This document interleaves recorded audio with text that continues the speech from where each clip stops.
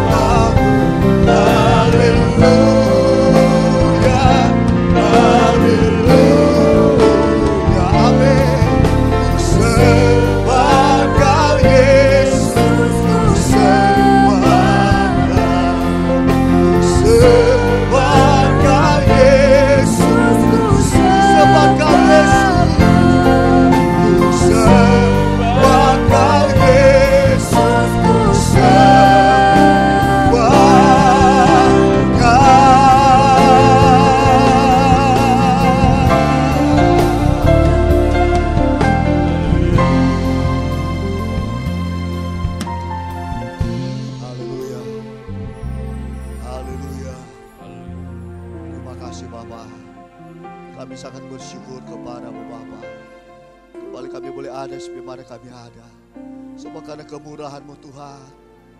Maka di hari ini kembali Tuhan, kami mau memperingati kematian-Mu Tuhan. Engkau yang tidak berdosa harus mati menanggung setiap dosa kami umat manusia Tuhan. Terima kasih Engkau harus menderita karena segala dosa kami, karena segala kesalahan kami Tuhan. Terima kasih banyak Tuhan Yesus. Kami kagum, kami bangga memiliki Allah yang seperti Engkau. Engkau Allah yang sempurna adanya. Engkau Allah yang Maha Kudus. Tiada yang seperti Engkau Bapa. Terima kasih Bapa. Terima kasih Tuhan Yesus. Terima kasih Allah Roh Kudus. Engkau ambil alih ibadah kami Tuhan. Pakai semua yang melayani Bapa. Baik dia sebagai pemimpin pujian, para pemain musik Tuhan, singers Tuhan. Bahkan sebentar apabila kami akan menikmati kebenaran firman-Mu, Engkau urapi hamba-Mu secara khusus Bapa. Terima kasih Tuhan. Kami percaya kehadiran-Mu ada menjadi bagian kami Tuhan. Dimanapun kami berada, di tengah-tengah umat-Mu Bapa, baik yang ada di rumah masing-masing, kami percaya Engkau Allah yang maha hadir. Engkau ada bersama dengan kami semua Tuhan. Terima kasih Bapa. Terima kasih Tuhan. Kami akan mulaikan ibadah kami pada saat ini Tuhan, hanya di dalam nama Tuhan Yesus Kristus. Haleluya. Amin.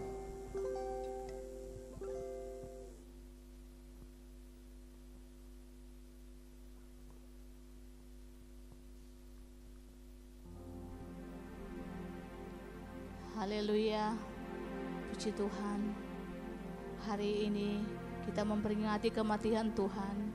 Bahkan sebentar kita mengambil bagian di dalam perjamuan kudus. Yesus telah mati bagi kita. Pengorbanan Tuhan yang luar biasa bagi kita. Dia telah selamatkan kita. Dia telah ampuni dosa-dosa kita. Puji Tuhan, kita tinggal duduk. Kita nyanyikan pujian yang berkata, Kau Tuhan yang selamatkanku. Haleluya.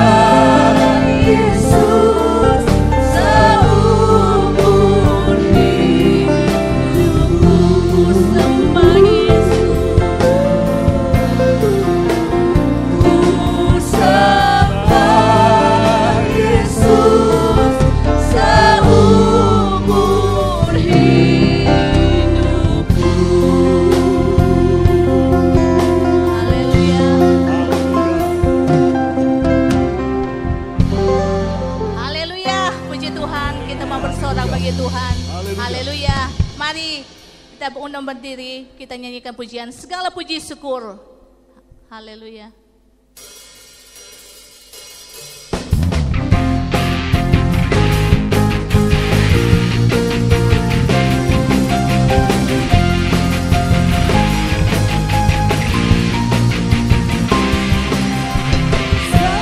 Puji syukur hanya bagimu Tuhan, sebab Kau yang layak dipuja. Kami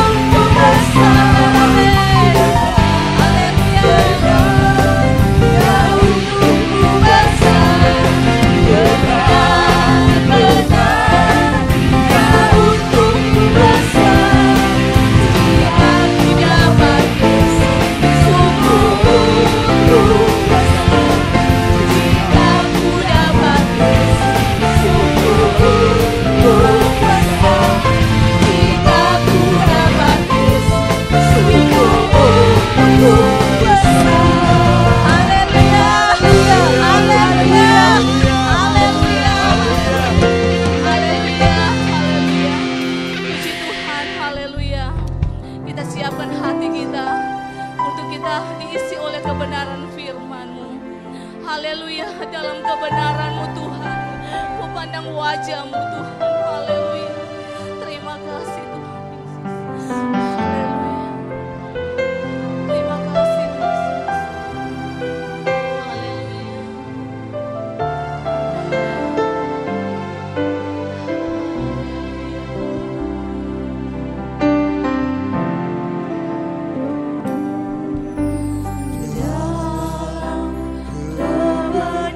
Kebenaran-Mu ku pandang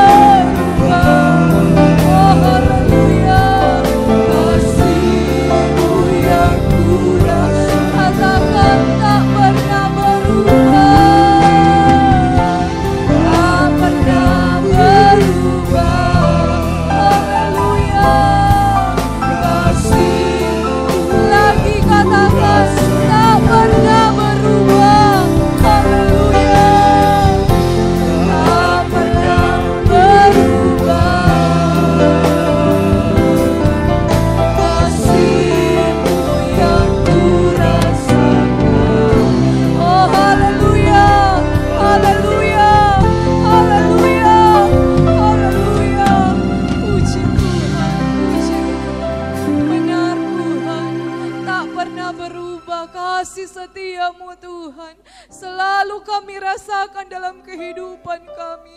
Penyertaan-Mu Tuhan, berkat-Mu, anugerah-Mu Tuhan, luar biasa dalam kehidupan kami Bapa. Untuk itu Tuhan, kami bersyukur selalu kepadamu Tuhan. Kami sudah memuji menyembah Engkau Tuhan. Kami sudah masuk dalam hadirat-Mu Bapa. Saatnya Tuhan kami mau dengar firman-Mu Tuhan. Tuhan Yesus, tolong pakai hamba-Mu Tuhan. Pakai dia Tuhan. Beri hikmat marifat yang daripada-Mu Tuhan. Sehingga lewat kebenaran firman yang disampaikan Tuhan, kami anak-anak-Mu semakin bertumbuh. Bertumbuh di dalam Engkau Tuhan. Terima kasih Tuhan Yesus. Terima kasih Bapa. Kami sambut firman-Mu dan mengucap syukur hanya di dalam nama Tuhan Yesus. Haleluya. Amin. Bapak, Ibu, saudara-saudariku yang kekasih, firman Tuhan pagi ini saya beri judul atau tema manfaat firman Tuhan di dalam kehidupan kita. Bapak, Ibu, saudara sekalian, mari kita baca di dalam suratan 1 Tesalonika 2 ayat 13. Surat pertama Tesalonika 2 ayat 13.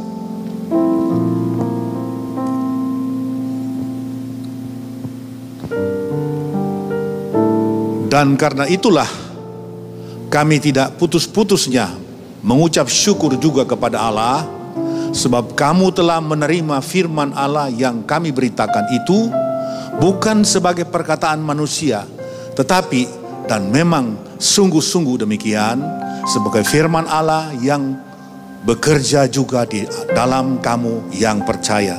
Puji Tuhan. Tema firman Tuhan pada saat ini adalah manfaat firman Tuhan di dalam kita, atau dampak dari firman Tuhan yang kita terima. Bapak, Ibu, saudara-saudari sekalian yang dikasihi Tuhan, jemaat Tesalonika pada zaman itu 2000 tahun yang lalu, mereka hidup di dalam tekanan, ada aniaya, karena mereka sebelumnya adalah penganut berhala, penyembah berhala. Tetapi oleh pengaruh firman Allah yang diberitakan oleh Paulus, maka firman Tuhan ini dapat berdampak di dalam kehidupan mereka, mempengaruhi hidup mereka, sehingga mereka meninggalkan kehidupan mereka yang lama, penyembahan berhala itu, lalu berbalik kepada iman Tuhan Yesus Kristus. Dan perubahan hidup ini ternyata bisa membawa dampak juga di dalam kehidupan mereka, dalam arti mereka mengalami tekanan dan aniaya. Tadinya teman-teman mereka yang sejalan di dalam penyembahan berhala memberi tekanan-tekanan dan aniaya kepada mereka, sehingga dalam kondisi yang seperti itu seolah-olah mereka sebagai jemaat yang baru merasa terpukul. Dan dalam hal ini Rasul Paulus dapat memuji keberadaan mereka dan sambil memberikan support dan penguatan di dalam firman Allah. Sebab di sini Rasul Paulus berkata kepada mereka bahwa mereka ini ada nilai di dalam mengiring kepada Yesus Kristus Tuhan, tidak sekedar ikut-ikutan, tetapi ternyata firman ini berdampak di dalam hidup mereka. Sebab di sini kita lihat ada sebuah pengalaman proses yang dialami oleh jemaat Tesalonika yang baru ini, yaitu pertama-tama kita melihat bahwa mereka menghargai firman Allah. Frasa yang dikatakan di sini adalah sebagai sungguh-sungguh firman Allah, berarti mereka menghargai firman Allah. Mereka menempatkan firman Allah itu sebagai firman yang betul-betul sebagai pribadi Tuhan yang merasuki, mempengaruhi hidup mereka, sehingga mereka menjadi berubah. Jadi firman Tuhan bukan sekedar simbolisasi kekristenan, seperti kita pakai kalung salib, kita ke gereja, kita menenteng, membawa Alkitab di tangan, lalu itu sebagai tanda kita orang percaya, orang Kristen. Tidak seperti itu, saudara-saudara. Firman Tuhan itu harus mempunyai dampak dia bisa berpengapa di dalam kehidupan orang-orang percaya. Buktinya, jemaat Tuhan yang ada, kita punya hidup lama, kita juga termasuk sebagian penyembah-penyembah berhala. Puluhan tahun yang lalu, kalau kita kenang bagaimana kita mengikuti adat istiadat nenek moyang kita, memberi persembahan sesembahan kepada leluhur kita yang sudah berpulang. Tetapi ketika kita menerima kebenaran firman Allah di dalam Yesus Kristus, maka kita berbalik dan kita percaya kepada Yesus Kristus, satu-satunya Tuhan yang benar, dan hanya Dia saja yang patut disembah. Puji Tuhan Bapak Ibu Saudara sekalian. Jadi firman Tuhan berpengaruh, berpengapa. Sebab itu, mengapa bisa demikian? Karena dikatakan oleh Paulus, kamu menghargai firman Allah. Mereka menghargai karena mereka sungguh-sungguh. Ada frasa sungguh-sungguh di sini, berarti mereka tidak sekedar ikut-ikutan cuma karena simbolisasi, tetapi mereka sungguh-sungguh. Bapak Ibu sungguh-sungguh juga? Saya yakin pun demikian. Puji Tuhan Bapak Ibu Saudara. Dengan sungguh-sungguhnya kita iring kepada Tuhan, maka kita akan melihat hasilnya. Pengiringan kita kepada Tuhan, kita dapat melihat dampak hasil.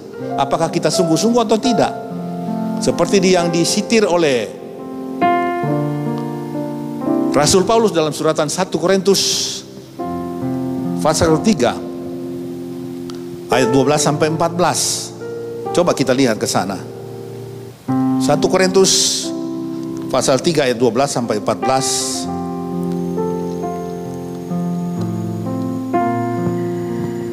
Demikian bunyi firman Tuhan.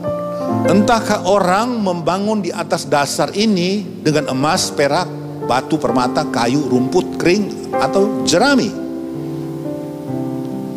Sekali kelak pekerjaan masing-masing orang akan nampak, karena hari Tuhan akan menyatakannya, sebab ia akan nampak dengan api. Dan bagaimana pekerjaan masing-masing orang akan diuji oleh api itu. Terus, jika pekerjaan yang dibangun seseorang tahan uji, ia akan mendapat upah. Terus, jika pekerjaannya terbakar, ia akan menderita kerugian. Sampai demikian. Jadi Bapak Ibu Saudara-saudara sekalian, firman Tuhan bisa berdampak. Tetapi dampak yang ada kepada setiap orang Kristen, anak-anak Tuhan, dapat kita lihat dari bagaimana pertumbuhan perkembangan iman kita. Iman kita diibaratkan oleh Rasul Paulus dalam suratan 1 Korintus 3 ayat 12, 13, 14, 15 ini diibaratkan sebagai ada jemaat yang imannya seperti rumput jerami, mudah terbakar, ya. Maksudnya artinya imannya tidak kuat, imannya rapuh dan goyah. Mengalami ujian tantangan hidup, dia langsung down, terbakar, bahkan tinggalkan Tuhan. Tapi ada juga yang terbuat dari benda yang murni, sebaiknya emas. Kalau emas dibakar, makin dibakar, tentu akan lebih nampak keasliannya. Emas dibakar sepanas apapun derajat kepanasan itu, tetapi akan tetap menghasilkan emas. Dia tidak akan berubah jadi benda-benda lain atau terbakar. Bapak Ibu Saudara-saudariku yang kekasih, ini yang diibaratkan pengiringan-pengiringan kepada Tuhan. Ada tingkatan fase-fase, ya. Coba kita lihat kembali di dalam 1 Korintus 3 ayat 12 dan seterusnya.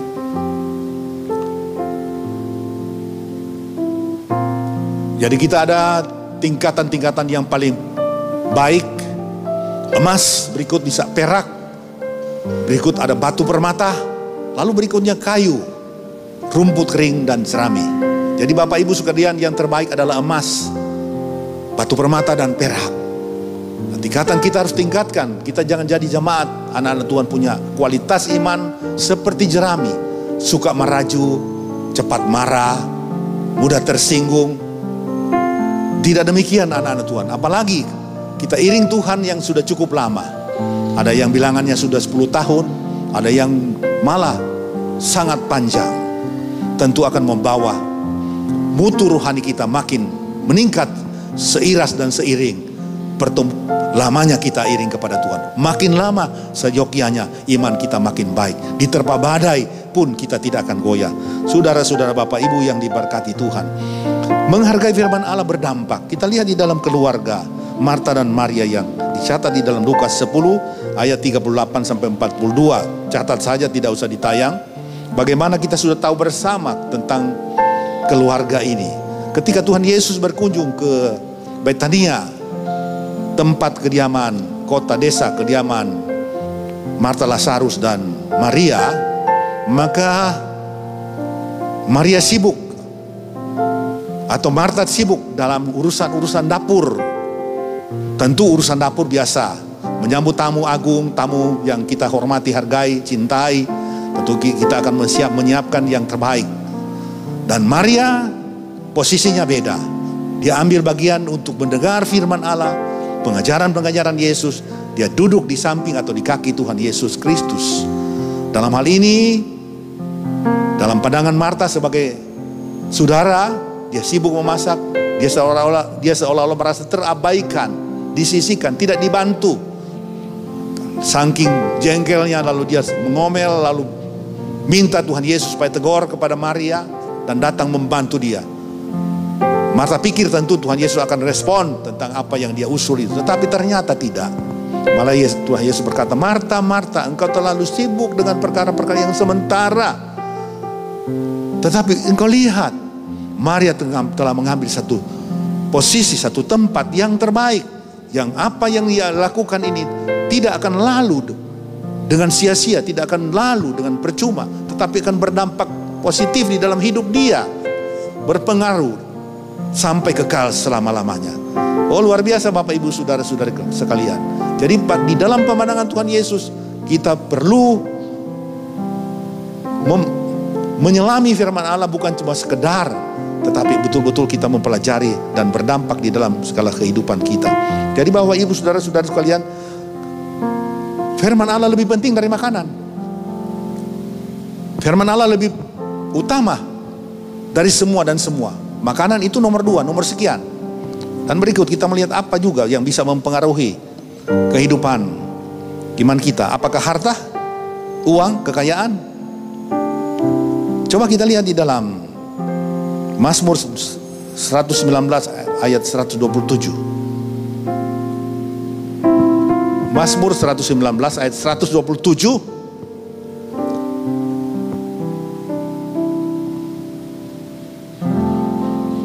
Itulah sebabnya aku mencintai perintah-perintahmu lebih daripada emas, bahkan daripada emas tua. Luar biasa Bapak Ibu sekalian. Pemazmur berkata dia menghargai, mencintai firman Allah lebih daripada emas, bahkan emas tua yang begitu nilai tinggi. Luar biasa Bapak Ibu. Penghargaan kepada firman Allah ditempatkan di posisi yang termulia. Ini luar biasa Bapak Ibu sekalian ya. Jadi harta, uang, kekayaan tidak akan mempengaruhi orang-orang yang mencintai firman Allah lalu menomor sekiankan firman Tuhan. Banyak kali kita lihat di dalam pengalaman hidup, ketika seseorang dalam kebutuhan yang mendesak, ya, lalu kita berusaha supaya uang yang nomor satukan, kebutuhan rumah tangga yang lebih utama dari semua.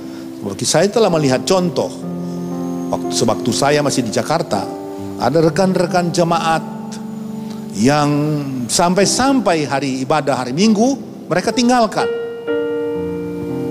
Mereka tidak ambil bagian di dalam ibadah-ibadah 1 minggu 1 kali saja. Mereka begitu sibuk. Tapi ternyata apa? Dia kejar omset, kejar kebutuhan.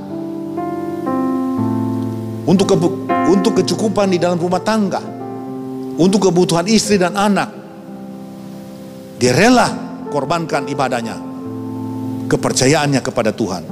Akibatnya apa saudara-saudara? Bukan hasilnya lebih baik, hasilnya lebih bertambah, tetapi anak-anaknya, keluarganya banyak sakit-sakitan. Ada masalah, ada percobaan.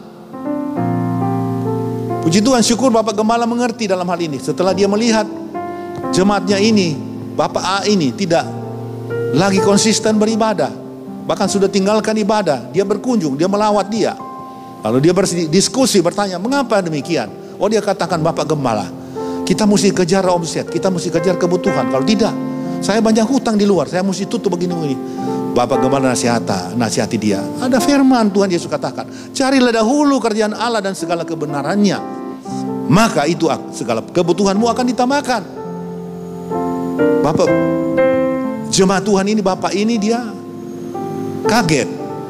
Mungkin ayat ini dia sudah tahu, tetapi ketika disampaikan secara serius oleh Bapak Gembala ini, dia menatap Bapak Gembala. Bapak Gembala bilang, betul, cobalah engkau lakukan. Kembalilah kepada panggilan Allah dalam hidupmu. Ibadah yang pertama, soal utama. Di dalam Keluaran ke pasal 23 ayat 25 berkata, ibadah itu soal utama. Makan, minum, pakai, dan penyakit akan dilalukan. Itu dikatakan di dalam firman Tuhan dalam perjanjian lama. Dan itu berlaku terus sampai kepada kapanpun kita meyakini firman Allah itu akurat. Dan ternyata benar Bapak Ibu Saudara-saudara, Tuhan berbuat lain dan dahsyat luar biasa. Setelah dia mengikuti nasihat firman Tuhan dan nasihat Gembala dan mengikuti firman Tuhan, dia beribadah. Dia punya kondisi ekonomi menjadi baik dan sangat baik. Kenapa? Dia punya pekerjaan di perusahaan, dia berprestasi. Dan dinilai oleh perusahaan itu memajukan perusahaan. Lalu posisinya, kedudukan dinaikkan dari kepala bagian jadi manajer. Praktis gaji bertambah, penghasilan pemasukan berlebihan, sudah lebih. Dan itu luar biasa. Menghargai firman Allah punya dampak. Jangan kita sia-siakan. Bapak Ibu Saudara yang diberkati Tuhan. Ya. 2 Petrus 1 ayat 20-21.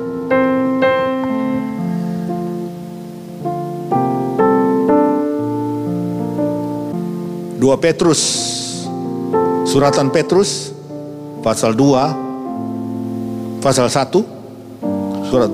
suratan 2 Petrus pasal 1 ayat 20-21. Yang terutama harus kamu ketahui ialah bahwa nubuat-nubuat dalam kitab suci tidak boleh ditafsirkan menurut kehendak sendiri. Terus, sebab tidak pernah nubuat dihasilkan oleh kehendak manusia, tetapi oleh dorongan Roh Kudus orang-orang berbicara atas nama Allah. Jadi firman Tuhan ini yang tercatat di sini, nubuat-nubuat ini adalah ilham Roh Kudus kepada hamba-hamba Tuhan, nabi-nabi, rasul-rasul.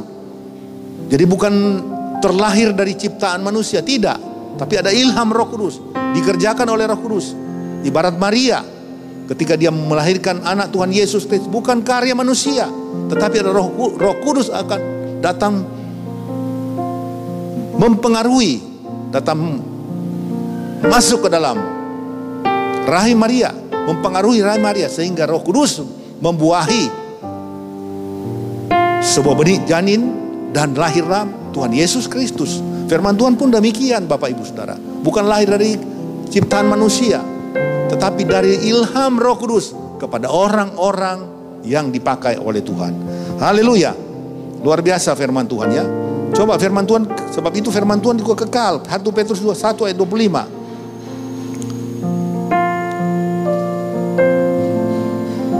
Tuhan Yesus kekal. Roma 9 ayat 5, tidak usah baca, catat saja. Firman Tuhan juga kekal. 1 Petrus 1 ayat 25.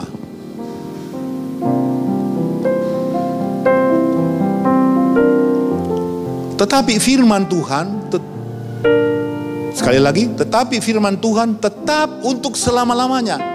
Inilah firman yang disampaikan Injil kepada kamu. Firman Tuhan itu kekal selama-lamanya, tidak akan berubah. Firman Tuhan akan sampai, akan ada di sorga nanti, karena dia kekal, firman Allah katakan. Tepuk tangan bagi Tuhan Yesus Kristus, haleluya, bagi kemuliaan dia. Jadi kita harus menghargai firman Allah sedemikian rupa, implementasikan firman Allah, biar firman Tuhan berpengapa di dalam hidup kita, berpengaruh. Kalau di dalam perjanjian, di dalam Alkitab, perjanjian lama, perjanjian baru ada firman Tuhan yang berkata, hormatilah orang tuamu, ayahmu dan ibumu. Ya kita lakukan sama.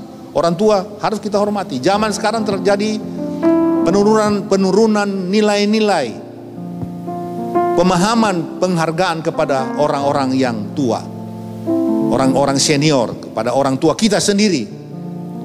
Ya, sampai di suatu gereja, samping gereja di Amerika, karena anak-anak begitu pergaulan bebas, mereka memang ke gereja, anak-anak muda, tetapi penghargaan, respek kepada orang tua sudah begitu merosot, saudara-saudara. Sampai di samping gereja Bapak Gembala memanggil seorang kartunis, ya, lalu dibikin karikatur, ditaruh di samping gereja. Bagaimana sang anak yang dipercayakan oleh papa akan melanjutkan tongkat estafet pimpin perusahaan. Lalu dia duduk di kursi direktur, kakinya ada di atas meja di depan dia sambil santai membaca. Tiba-tiba papanya masuk di kantor, dia sedang angkat kaki, dia tetap angkat kaki, tetapi mulutnya apa? Mulutnya dia bilang, "Selamat pagi papa." Dia menghormati papa, tetapi sikapnya tidak, Bapak Ibu Saudara. Kakinya di atas meja. Pantaskah itu, saudara-saudara? Itu nilai terjadi inflasi di dalam penghargaan kepada orang-orang yang lebih tua. Saudara-saudara, Bapak Ibu yang kekasih di dalam Tuhan, pengaruh firman Allah harus merubah hidup kita. Jadi Bapak Ibu saudara-saudaraku yang kekasih di dalam Tuhan, mari kita melihat juga di dalam pemahaman firman Allah harus kita terima, yang bukan cuma kita dengar, tapi kita terima. Ya, kita harus terima di dalam dengar dengan kuping, terima dengan hati. Kita lihat nasihat Tuhan Yesus mengenai firman Allah. Matius 13, tidak usah catat, tidak usah tayang. Matius 13 ayat 9, siapa yang bertelinga hendaklah ia mendengar. Kita semua punya telinga, jemaat punya telinga, maka kita perlu mendengar. Mendengar apa? Mendengar semua berita, terutama berita firman Allah. Siapa yang bertelinga hendaklah mendengar firman Allah. Setiap kali Tuhan Yesus berkata, menyampaikan firman Allah, siapa yang bertelinga hendaklah ia mendengar. Karena banyak orang yang punya telinga tetapi tidak suka mendengar, tetapi Tuhan Yesus berkata, siapa yang bertelinga hendaklah ia mendengar, dia mesti mendengar. Lalu di dalam Lukas 8 ayat 18a Tuhan Yesus berkata, perhatikanlah cara kamu mendengar. Tadi Tuhan Yesus berkata, hendaklah yang punya telinga mendengar. Baru kedua dia berkata di dalam Lukas 8 ayat 18, perhatikanlah cara kamu mendengar. Bagaimana cara kita mendengar, Bapak Ibu Saudara-saudara? Ada 3 cara di dalam gereja orang mendengar firman Allah. Dan ini dia katakan oleh Tuhan Yesus, cara yang benar, cara yang baik bagaimana? Serius, mata tertatap kepada pembicara, dan kepala. Berarti dia sungguh-sungguh. Tapi ada yang sikap kedua, cara mendengar yang model lain lagi. Kepalanya mengangguk. Cepat turun, cepat naik. Bapak Ibu bisa tangkap apa maksudnya itu. Ada orang mendengar firman Allah cepat. Kalau tadi mengangguk-angguk, wah dia serius. Tapi ada ini cara mendengar. Sebab Tuhan Yesus berkata, camkanlah cara kamu mendengar. Perhatikanlah cara kamu mendengar. Jadi cara mendengar bagaimana? Tadi saya sudah buka pertama, angguk-angguk. Tapi ada yang kedua, mengangguk, cepat turun, cepat naik.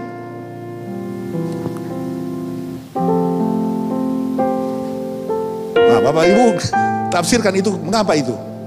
Dia lagi apa? Cepat turun, cepat naik. Dia turun cepat, cepat naik. Ada yang turun pelan-pelan, naik tiba-tiba. Model 2 dan model ketiga ini lagi ngantuk di gereja. Tidak usah tepuk tangan. Yang begituan tidak perlu tepuk tangan. Tapi saya yakin di antara jemaat Tuhan yang ada, bahkan kita semua yang mendengar, tidak akan ada ya. Memang tidak ada, memang. Di sini tidak ada. Memang tidak ada di sini. Tapi mudah-mudahan tidak akan ada. Puji Tuhan, haleluya. Jadi cara mendengar kita melihat. Haleluya, puji Tuhan.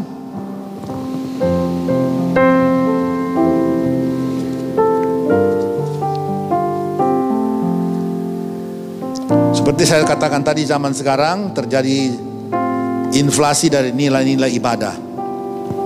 Di kota-kota besar setahu saya, koran, surat kabar itu ada dia punya kolom berita tempat-tempat ibadah dan jam ibadah. Jadi kalau hari Minggu orang-orang yang di kota besar, mungkin mereka tidak pernah tertanam di dalam satu gereja lokal.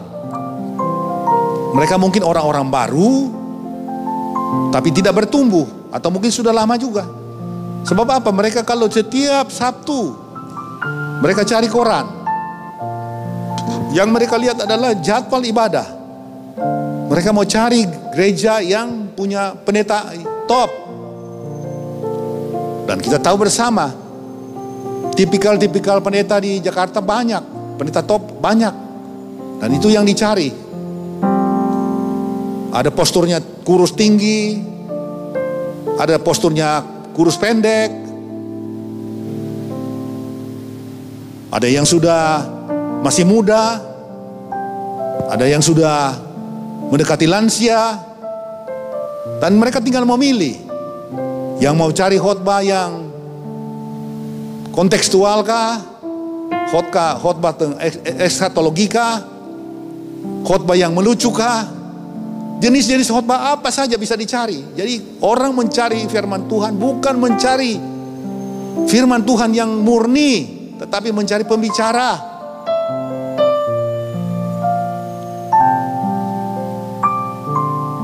Pembicara-pembicara yang bisa membangkitkan humor, tertawa. Rupanya gereja dianggap tempat penghiburan, tempat menghibur diri, salah kaprah. Dan pembicara-pembicara juga, kami ini sebagai hamba Tuhan kadang-kadang terpancing juga, terbawa arus untuk memberi suguhan-suguhan yang supaya umat senang. Sebab itu yang dikatakan di dalam 2 Timotius pasal berapa ya tadi? Pasal 4 ayat 3 sampai 5. 2 Timotius 4 ayat 3 sampai 5. 2 Timotius. Karena akan datang, ini Paulus sudah tulis 2000 tahun yang lalu. Akan datang waktunya. Nah sekarang lah sudah tiba. Waktu yang dimaksud oleh Paulus ini zaman akhir sekarang ini. Karena akan datang waktunya, orang tidak dapat lagi menerima ajaran sehat. Tetapi mereka akan mengumpulkan guru-guru menurut kehendak seleranya sendiri untuk memuaskan keinginan telinganya. Mereka akan memalingkan telinganya dari kebenaran dan membukakan kepada dongeng. Tetapi kuasailah dirimu dalam segala hal, sabarlah menderita, lakukanlah pekerjaan pemberita Injil, dan tunaikanlah tugas pelayananmu. Ternyata orang-orang yang mencari senang ini, mereka tidak mau pikul salib. Mereka tidak mengenal esensi dari kekristenan apa sebenarnya. Kekristenan didirikan di tonggak berdirinya Kristen itu salib. Sebagai batu karang yang teguh, Yesus Kristus. Tanpa salib tidak ada keselamatan. Jadi berita-berita firman Tuhan dari gereja, dari mimbar-mimbar, dari sarana-sarana apa saja yang disampaikan, medsos, harus ada berita salib. Tanpa berita salib, kita telah melenceng, bukan lagi berita murni dari firman Allah, tetapi kita telah mengikuti selera umat, supaya kita diundang, dipakai dan dipakai. Bukan itu. Yang salah di sini justru bukan juga umat yang salah, tapi para pembicara. Hendaklah kita menjadi sadar, Bapak Ibu Saudara, khusus para pembicara-pembicara firman Tuhan. Jadi Bapak Ibu Saudara sekalian yang kekasih dalam Tuhan, firman Tuhan bisa berdampak. Ada sebuah kisah yang begitu luar biasa terjadi ketika firman Tuhan berdampak kepada seseorang. Ada seorang ibu yang hidup di Afrika, di negara Tanzania, di bawah, ada sebuah desa yang di bawah sebuah gunung yang terkenal di Afrika Selatan itu apa? Di Tanzania itu Kilimanjaro. Di bawah kaki gunung Kilimanjaro itu ada sebuah desa. Desa itu desa kecil, Desa memang kecil. Ada seorang ibu desa di situ, dari desa itu dia tidak bisa membaca. Lalu dia mendapat hadiah dari keluarganya sebuah Alkitab karena dia sudah baru percaya kepada Tuhan Yesus. Dia mendapat hadiah sebuah Alkitab dalam bahasa daerahnya, bahasa Tanzania, tetapi dia tidak bisa membaca. Apa yang dilakukan? Dia menanti di sebuah pohon rindang. Setiap murid pulang sekolah, dia menanti. Dia melihat siapakah yang bisa diajak minta tolong untuk membaca ayat 1-2 ayat kepada dia dan menjelaskannya. Tapi waktu itu dia lihat tidak semua, pada murid semua pada berlari pulang. Hari berganti hari, minggu terus, tapi dia tidak pernah jemu-jemu menunggu. Atau waktu datanglah seorang murid. Nampaknya murid ini punya kesempatan untuk dia minta tolong. Anak itu datang. Mari ibu, mau bertanya, minta tolong. Baru keluar sekolah ya? Iya. Bisa ibu bantu ibu? Bisa. Apa ibu saya bantu? Ini ibu, tolong dibaca ini firman Tuhan. Saya tidak mengerti, ini Alkitab ini perjanjian baru. Dari Injil Yohanes yang dibaca. Setiap hari mereka membaca Injil Yohanes. Setiap pulang sekolah, ternyata terjadi hubungan yang baik antara ibu ini dan anak ini. Ibu ini minta tolong 10 menit, 15 menit untuk memberikan bacaan tolong membacakan dia firman Tuhan dari Injil Yohanes. Dibaca. Ibu itu begitu luar biasa, dia menjadi cinta Tuhan luar biasa. Dan Bapak tahu, dampak dari firman Tuhan ini apa? Kepada anak ini. Anak ini bukan dari kalangan Kristen. Tetapi ketika dia membaca firman Allah itu berdampak kepada hidup anak ini. Sehingga dia mencintai firman Allah. Dia rajin firman Allah. Firman Allah mempengaruhi hidupnya sehingga hidupnya menjadi berubah. Dan Bapak tahu, waktu berjalan terus setelah dia selesai sekolah, dia menempuh sebuah pendidikan dan akhirnya, singkat cerita, dia menjadi seorang hamba Tuhan yang dipakai Tuhan di Afrika, khusus di negeri negaranya, untuk memberitakan Injil kepada bangsanya. Firman Tuhan berpengaruh, asalkan kita betul-betul tekun dan serius kepada firman Allah. Oh haleluya Bapak Ibu Saudara-saudara sekalian yang kekasih dalam Tuhan. Tidak cukup saja kita cuma menghargai, menerima, tetapi juga kita harus menjadi pelaku. Ini yang dimaksudkan firman Allah. Berdampak di dalam melakukan firman Allah. Puji Tuhan, jemaat Tuhan yang diberkati, mengingatkan kembali kepada kita semua, para anak-anak Tuhan. Mari kita tetap menjadi melakukan firman Allah sebagai anak Tuhan yang baik. Tidak saja kita mendengar seluruh firman Tuhan, perintah-perintah Tuhan yang kita dengar, harus kita lakukan secara utuh, murni dan konsekuen, 100%. Suratan Yakobus kalau tidak salah berkata, kalau kamu menerima firman Allah, cuma sebagian kamu lakukan, tetapi sebagian tidak, itu percuma, itu sia-sia. Tetapi kalau kita mendengar firman Allah, kita melakukan sepenuhnya. Mazmur 1 menghargai firman Allah dengan berkata, firman-Mu, Mazmur pasal 1 ayat 1-3.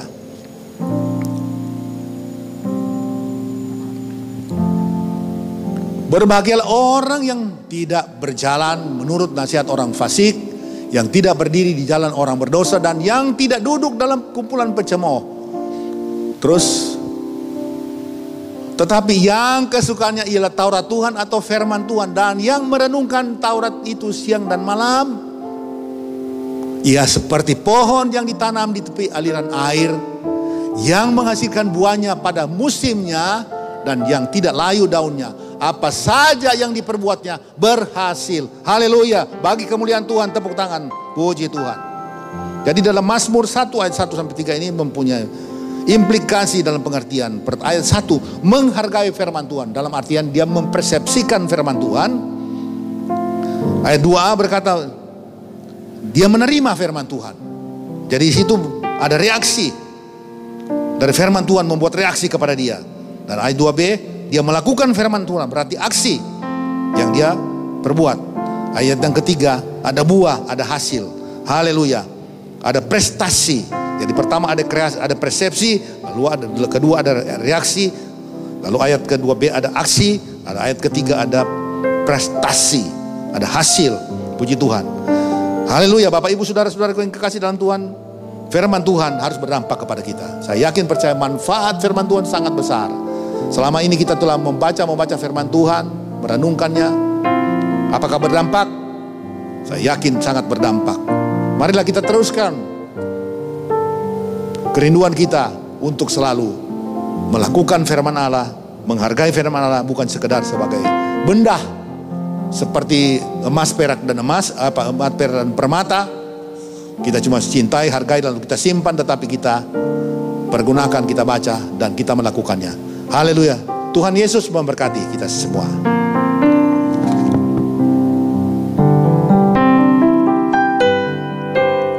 Firman-Mu berkata Kau besertaku, maka kuat roh dan jiwaku. Tangan-Mu Tuhan ku nantikan, di langkahku percaya. Dengan sayap-Mu ku akan terbang tinggi di tengah badai hidup. Ku tak menyerah, Kau kekuatan dan perlindungan bagiku. Pertolonganku di tempat maha tinggi. Ku mengangkat tanganku, aku berserah. Kau ku nantikan, Kau yang ku sembah, Yesusku, Rajaku. Sekali lagi musik saja, ref.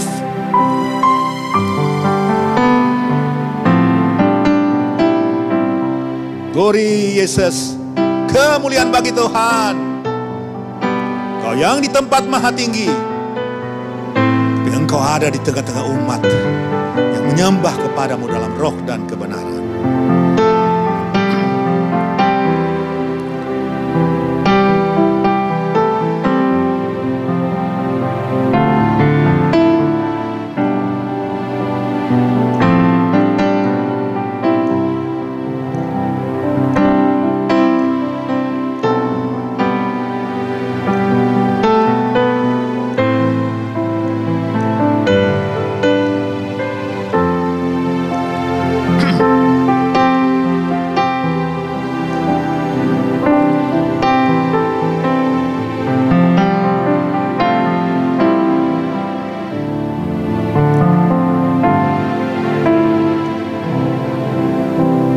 Pertolongan-Mu di tempat maha tinggi.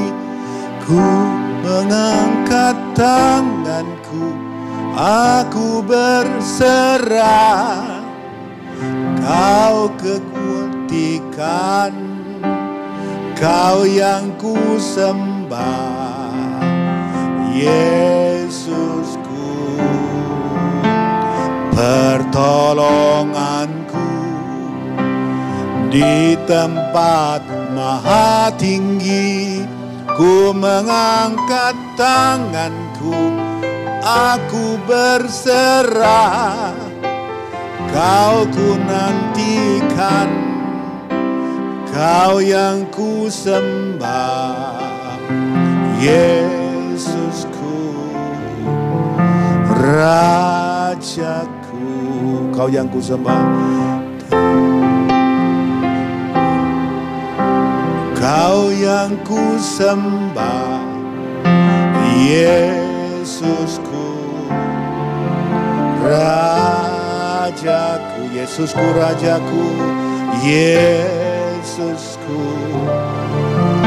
Rajaku, Yesusku, Yesusku Rajaku.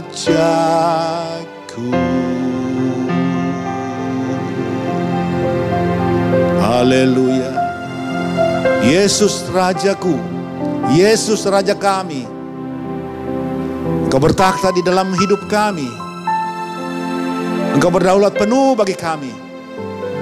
Firman-Mu menjadikan hidup ini berarti. Hidup lama telah berlalu, kehidupan baru telah terbit. Terima kasih Tuhan, firman-Mu telah hamba sampaikan. Tuhan tolong berita firman Tuhan melalui siaran online ini betul-betul berdampak bagi semua umat yang membutuhkan Tuhan, yang cinta firman Tuhan. Bahkan siapapun juga, dalam posisi dan keadaan apapun juga, ketika mendengar firman Allah, biarlah firman Tuhan memberkati, berdampak, berpengaruh, ataupun berpengapa, sehingga segala sesuatu berjalan dan terjadi bagi hormat dan kemuliaan nama Tuhan. Terima kasih. Tuhan Yesus, roti dan anggur, lambang dari korban-Mu yang sempurna di kayu salib untuk membawa keselamatan bagi umat manusia, khusus bagi kami yang percaya. Dalam memperingati hari Tuhan yang berkorban, kami akan mengadakan perjamuan ini. Mari Tuhan berkati, supaya setiap roti yang kami makan, anggur yang kami minum, lambang dari tubuh-Mu dan darah-Mu yang dipecahkan. Walaupun hanya sebuah simbolisasi, tetapi makna yang dalam tersirat di dalam Nabi Yesaya. Oleh bilur-bilur segala penyakit disembuhkan Tuhan. Haleluya. Pegang di tangan kanan, dengar firman Tuhan. Matius 26 ayat 26. Sudah siap semua? Dan ketika mereka sedang makan, Yesus mengambil roti, mengucap berkat, memecah-mecahkannya, lalu memberikannya kepada murid-muridnya dan berkata, ambillah, makanlah, inilah tubuhku. Haleluya. Makan di dalam nama Tuhan Yesus Kristus.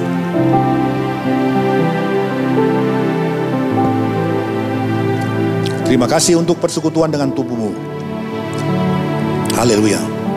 Pegang anggur di tangan kanan kita.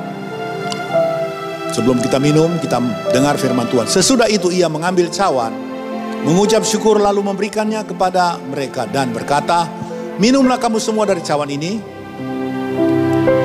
sebab inilah darahku, darah perjanjian yang ditumpahkan bagi banyak orang untuk pengampunan dosa. Haleluya. Minum dalam nama Tuhan Yesus Kristus. Kemuliaan bagi Tuhan sampai selama-lamanya. Terima kasih untuk perjamuan yang telah kami terima dari Tuhan. Berkat Tuhan menyertai semuanya.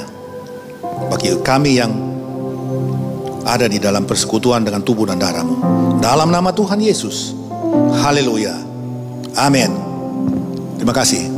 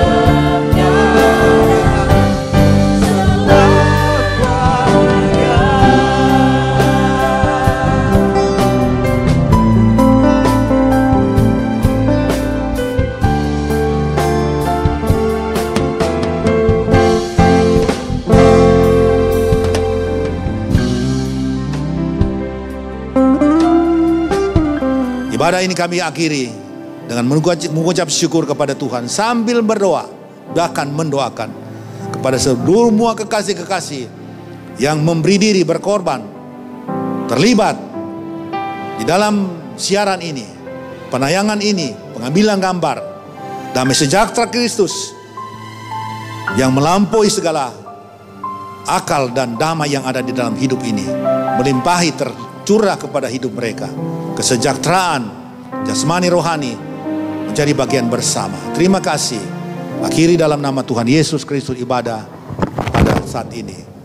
Haleluya. Terima berkat Tuhan. Kekasih saudara-saudara, Bapak Ibu yang diberkati, pulanglah dalam damai sejahtera Tuhan. Terimalah berkat-berkat yang datang dari Allah Sang Bapa, cinta kasih dalam Tuhan Yesus Kristus, persekutuan Allah Roh Kudus menyertai kita semua dari sekarang sampai Maranatha.